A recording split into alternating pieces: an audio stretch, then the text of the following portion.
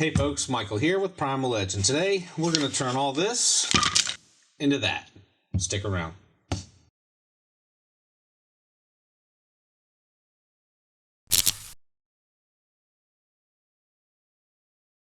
So here it is, folks, the humble box.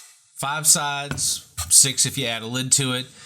Very basic, very simple. This is hands down the world's simplest box. If you're going to make a box, it doesn't get much easier than this. I did all butt joints, put everything together with glue. I added brads to it simply because I had a brad gun and it was easier to use that than just the clamps. But this box can be made with nothing more than a saw.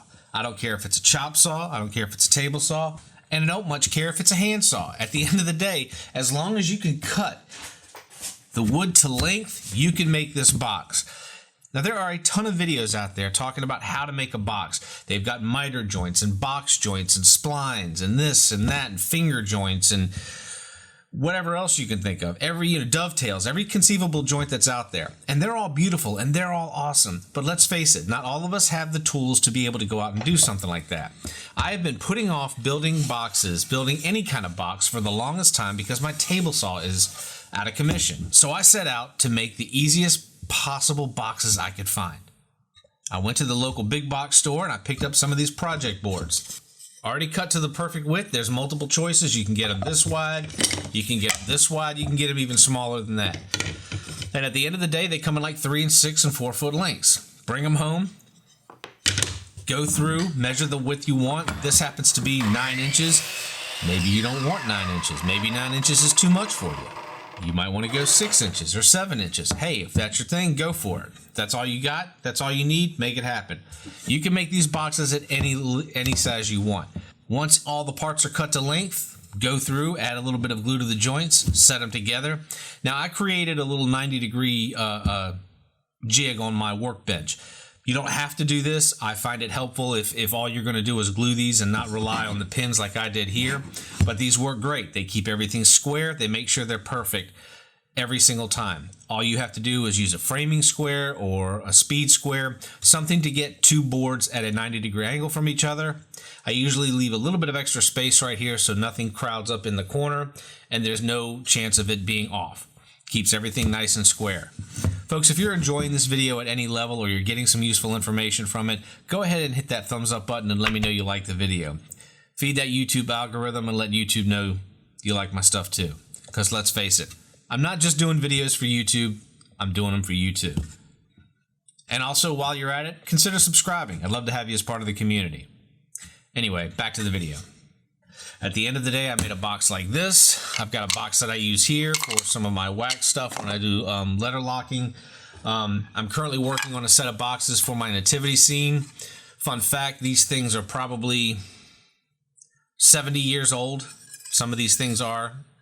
And they've been handed down from my father to me, and these are going to go to my kids one day.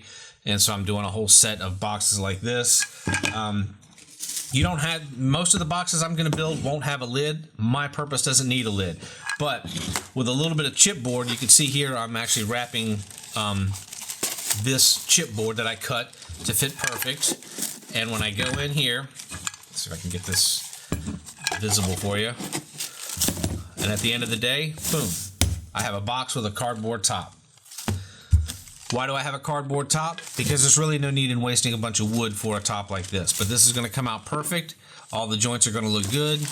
Everything's going to be nice and smooth. And then when this coating is on here, I'm going to do another coating of Mod Podge and add maybe a different shade of the blue here just to give it something interesting. The point I'm getting at, folks, is these boxes were built by me to prove that you don't need a ton of equipment to make a humble box. There's a million uses for them. You're working on cleaning up some pipes, throw your pipes in there. Anything you want, you can use these boxes for. And they're really simple, they're really easy. You can crank a dozen of these things out in no time flat. If you happen to have a brad nailer like I do, like this one from Ryobi, which I gotta tell you is pretty awesome. I'm gonna link it down below if you wanna check it out. If you wanna check that, something like that out and use the brad nails to hold it together while the glue's drying, you can absolutely do it. At the end of the day, When the glue's dry, hit it with a piece of sandpaper. You can either use a block plane, you can use an orbital sander or a palm sander or anything like that, and just get it nice and smooth. And you're done, folks. Doesn't get any easier than that. The humble box. A simple project with 1,000,001 uses. If all you have is a saw, you can still make this box. So get out there and make and create.